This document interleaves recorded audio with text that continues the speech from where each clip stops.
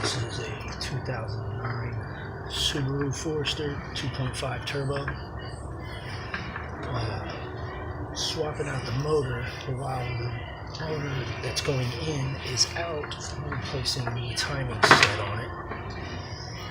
Now, I also have to replace the cover because there was some damage on it when we got it.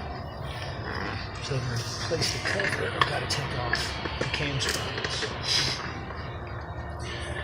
Now, for those who have already tried this and have not been able to get these dudes free, let me show you a little trick I got here. Now, I've taken the timing belt off of the last Subaru 2.5 that I did. I've cut it a little bit for my own purposes. Either way, this is what we'll do. Wrap it around the sprocket that you're going to be taking off. Bring the belt together, loop it around a couple of pulleys, clamp it with your vice grips. Nice and tight.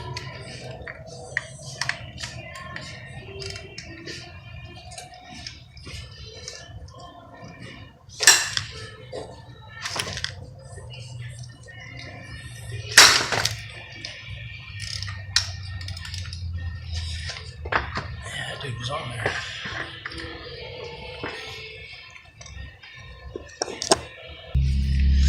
Alright, we're going to go another round with the other loader.